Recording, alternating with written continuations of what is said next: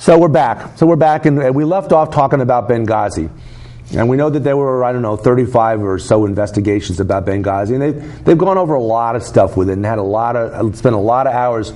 The Congress is only together about 15 minutes a week, but it seems like they're spending about 20 minutes a week talking about Benghazi in committee. Can you give a background explain what is Benghazi? Okay, Benghazi, in Libya, America had an embassy, and in that embassy the ambassador and 3 other people were murdered. And the question was what caused the people to attack the embassy.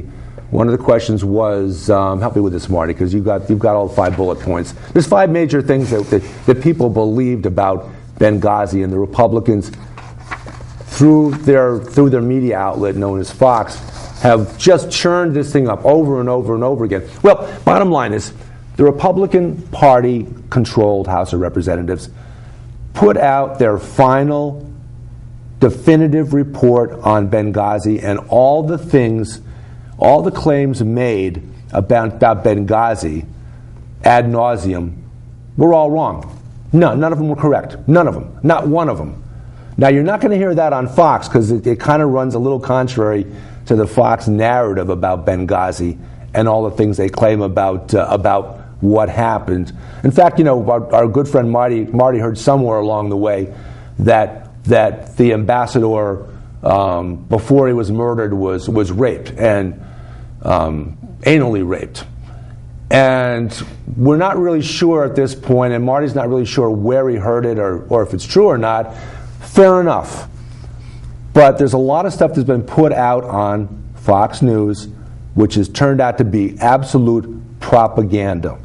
And even the Republican Party's own committees investigating Benghazi found all those things to be incorrect. Don't look to Fox to hear about it, though, because they won't. Okay, you brought up Benghazi, so here we go. This, I don't know if we can you stay on point about the report? Yeah, I'm sure. Okay. This is a picture of the ambassador being dragged through the streets. Could you stay on point about the report? I'm talking about the reports, the actual facts of the report. Okay. This is the ambassador being drawn through the streets and brutally murdered along with 3 other former Navy Special Warfare. Mm-hmm. This is someone you probably won't hear about. His name is Mark Baisley Youssef. Mm-hmm. He put together a YouTube video that somehow was offensive to Muslims. Immediately after the Benghazi attack, the White House... What did he say in the video? Capsulize it. I have never seen the video because it was so amateurish. It was a complete joke. What did he say?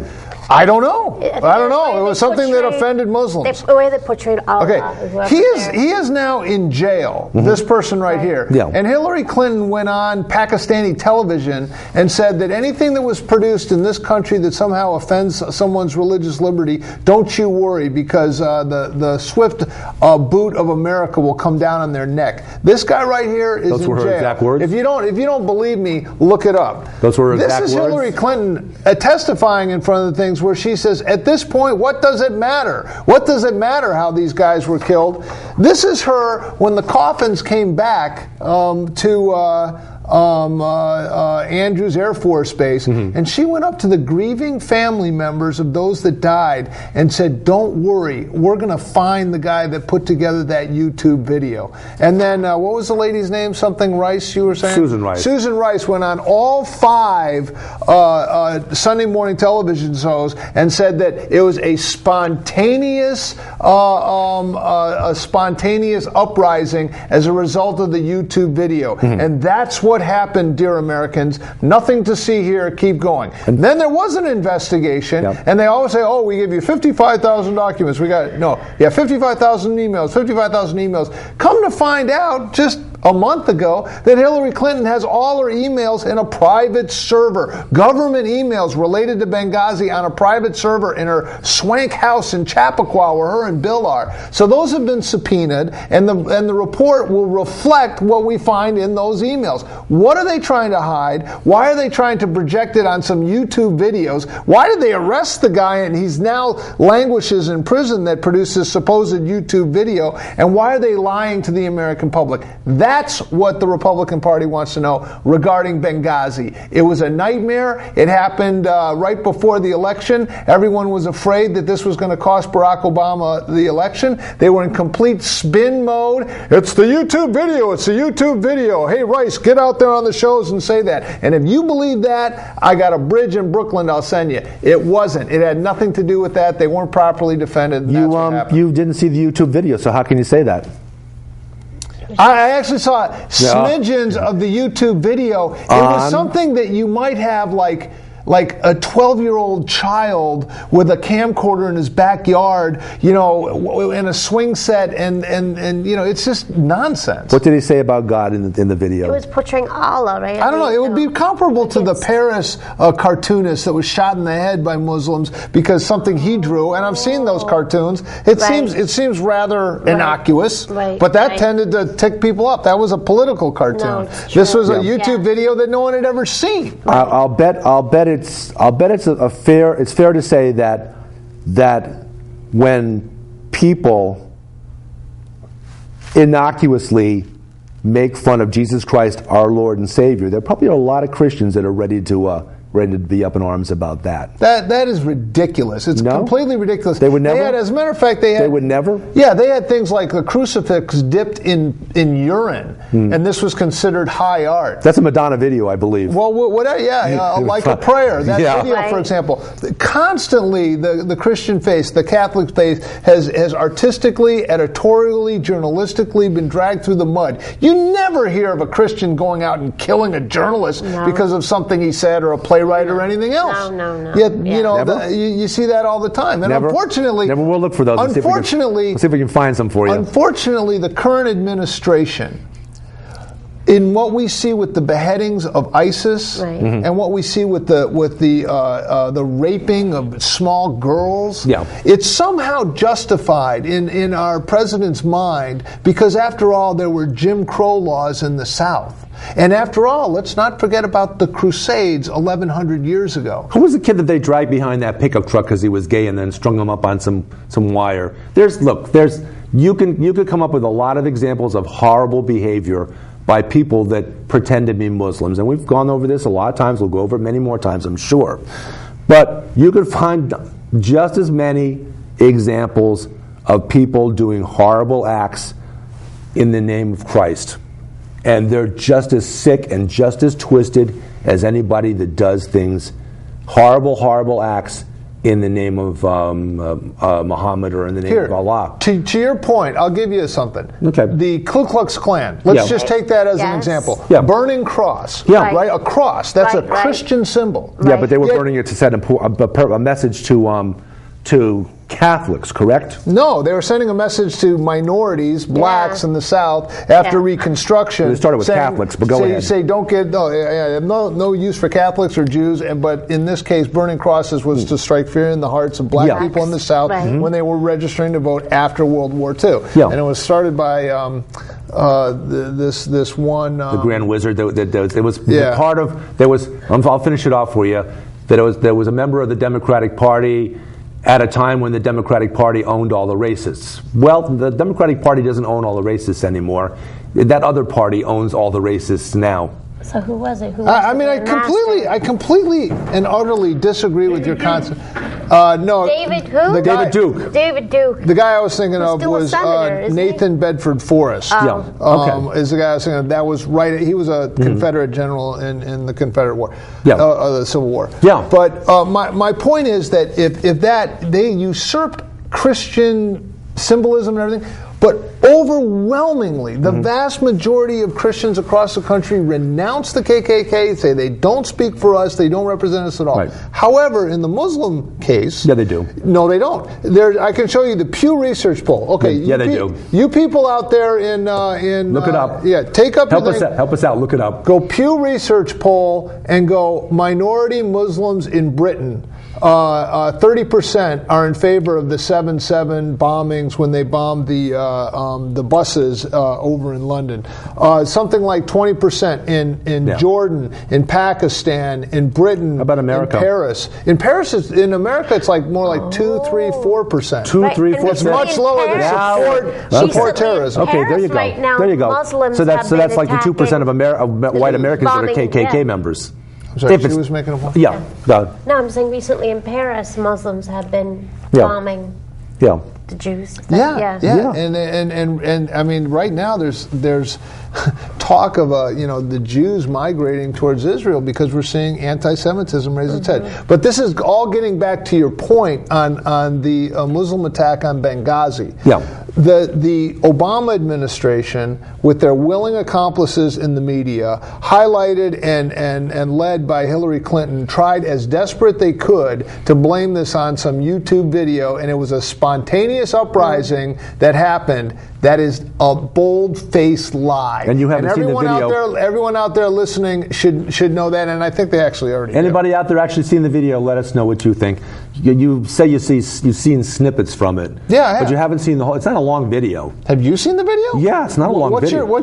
Do you think that this video is what caused? Oh, let me ask you this. Yeah. Do you think that the attack on our consulate in Benghazi and the murder of our ambassador and 3 former Special Forces heroes was a spontaneous result of a YouTube video? I'm just asking. Okay, and I'm going to answer you this way. If I were a Muslim, and I think I speak for like 99% of Muslims in the world, I would have said, big friggin' deal. The same way that National Lampoon.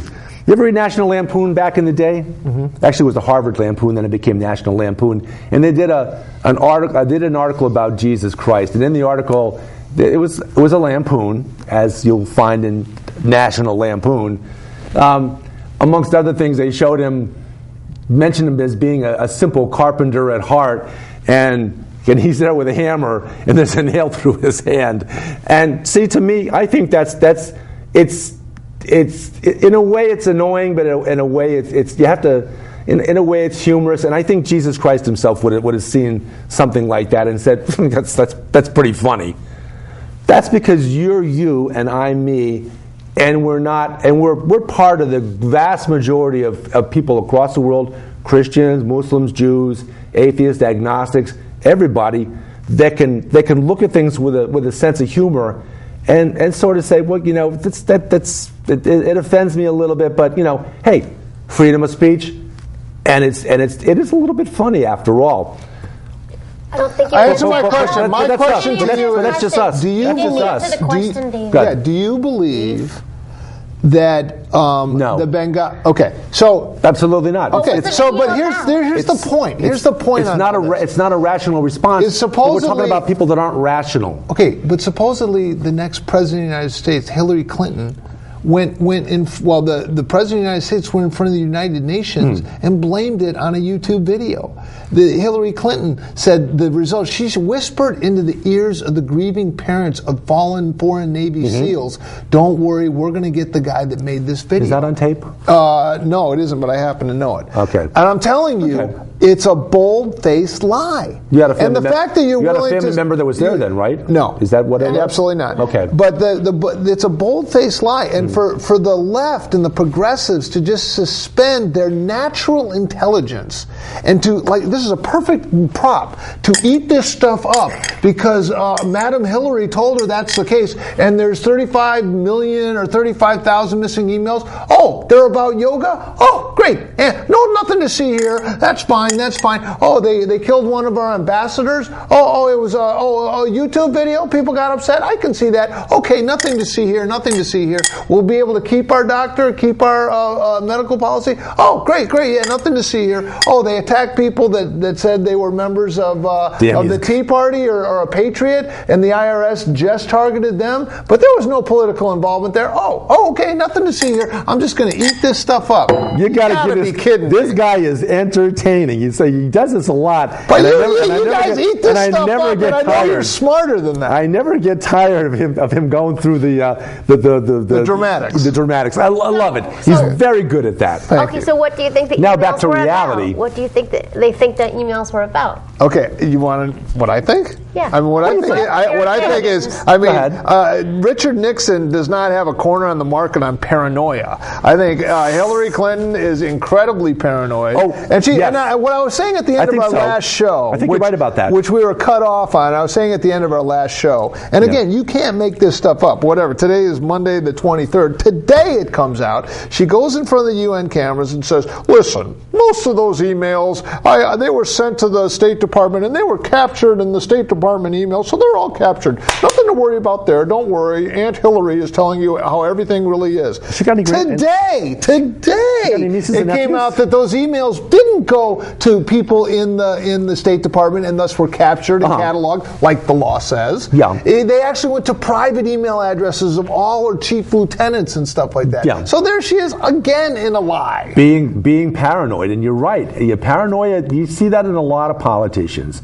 And point well taken, Richard Nixon was, his thinking was that the media was out to get him because they kicked him they kicked him about the Checkers speech, and they kicked him about when he lost his race for governor of California against, I guess it was Jerry Brown Sr. And he said you won't have Nixon to kick around anymore. Yeah. I guess there's some foundation for him being cautious about some people in the media being pretty rough on him. Media can be rough. They can be rough. From Hillary is quite sure that there's a vast right-wing conspiracy. Of course. I believe she coined the phrase. What didn't Nixon call it a vast something conspiracy? He called it something, but he had an enemies list. There you go. He obviously felt like the world, at least a large portion of the world, was out to get him. Yeah, probably. That's unfortunate because it's hard to govern. You're right, and good point well taken about Clinton as her ability to govern. It's very difficult for her to govern the same way that it was very difficult for Richard Nixon to govern when you have this fear of what's lurking under the bed. It's not good. Well, politicians need to be kind of a little more thick-skinned than that. Okay, so if it wasn't this YouTube video, what was the YouTube video about? This? It talked about Muhammad, and it was derogatory. But right. Again, if I were a Muslim, I would have said, well, big deal.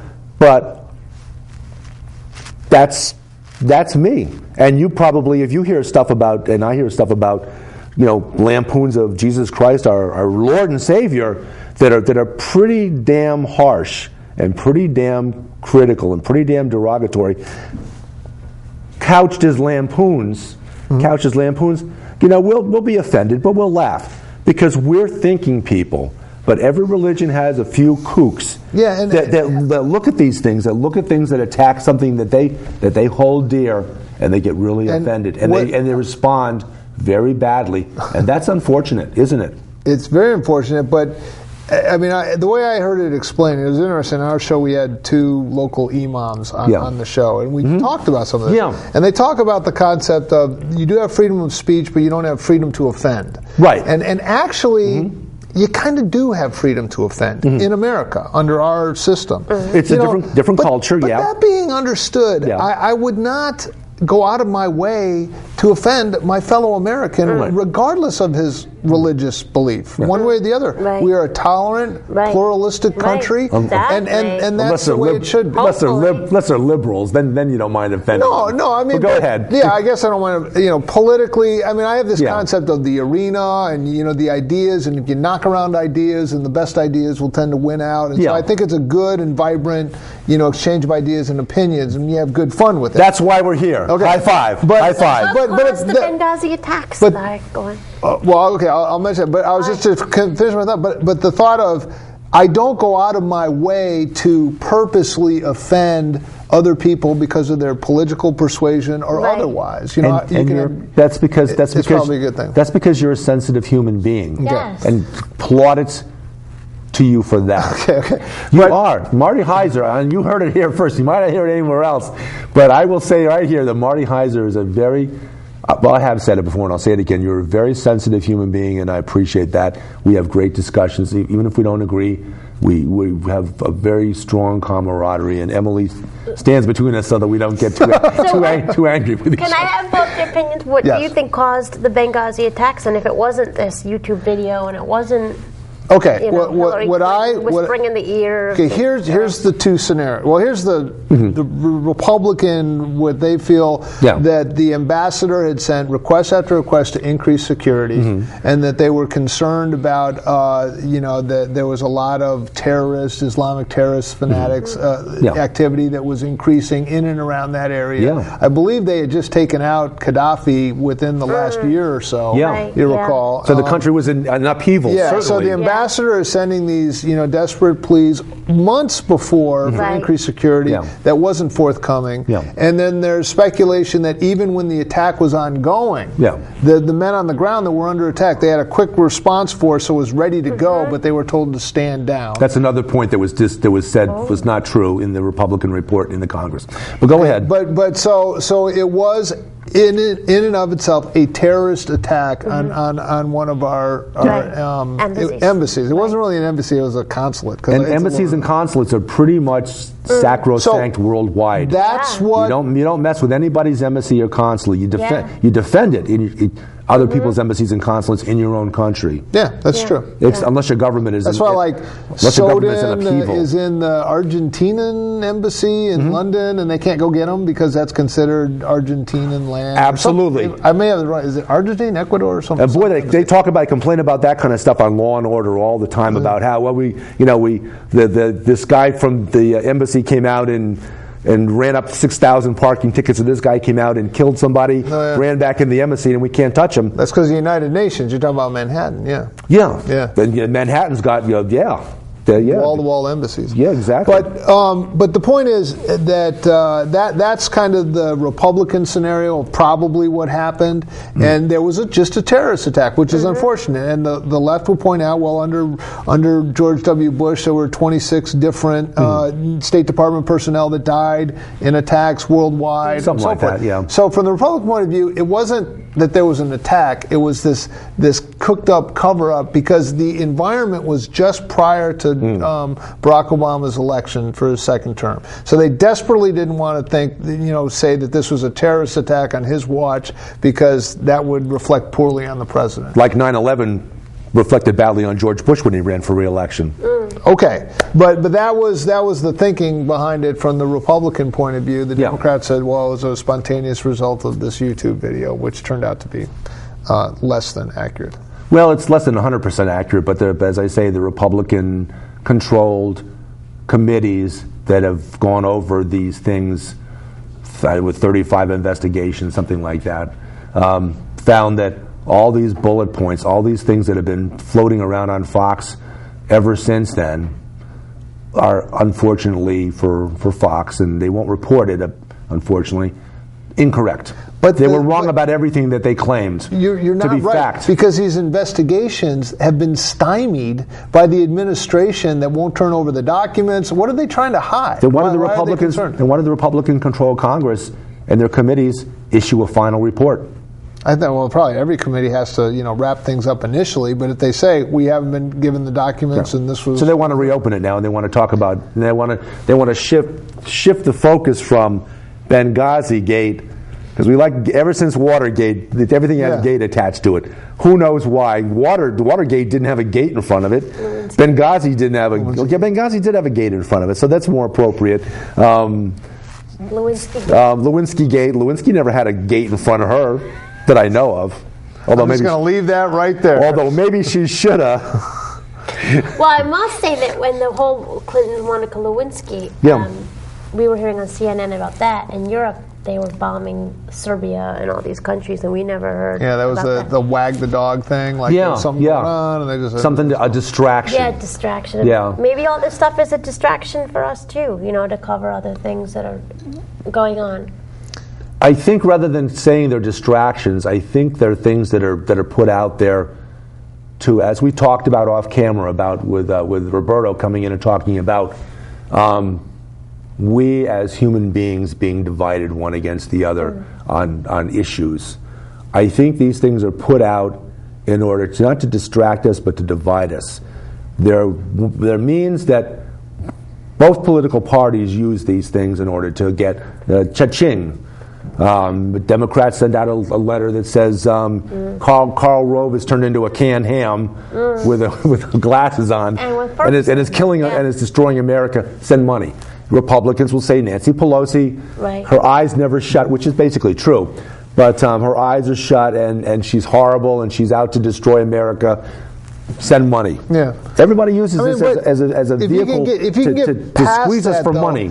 I do think the two-party system that we have in the United States is probably good because there's checks and balances. You know, the voters out there, more and more are registering independent, neither Democrat or Republican. They're independent. Here's somebody that'll tell us about a country with a 20-party system and how much better that is. Go ahead. No, in Italy, they have a lot of different parties. Communists and socialists. Israel, likewise. Yeah.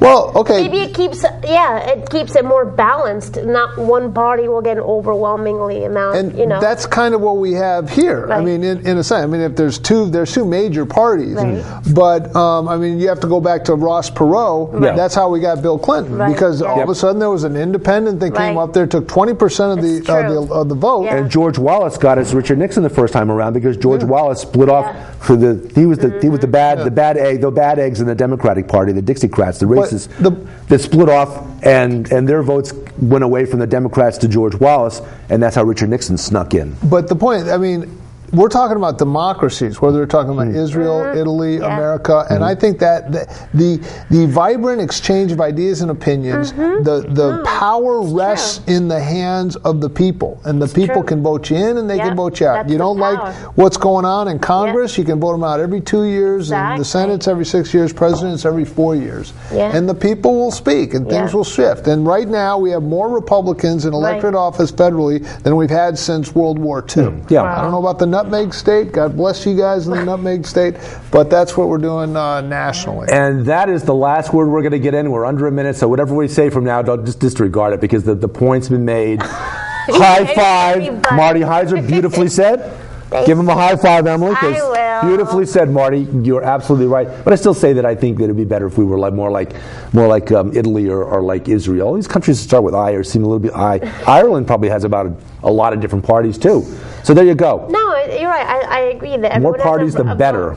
A right to speak, and it's not this dictatorship, and people have a right to speak their minds. That's protest if they want. Yeah, as much. I mean, I enjoy the give and take of politics. I mean, actually, growing up, at our dinner table on a Sunday evening, there would be vigorous debate, and it's pretty good. I'm waving goodbye. Okay. Because in a second we're going to see the graphics run, and we're going to be. Thank you. But I'll tell you what, nice talk. Yes. Thank you. Good talk, man. And you both let each other speak. It was good. That was a beautiful thing. See, ladies have a civilizing influence. Don't you agree? And yet, there are differences between men and women.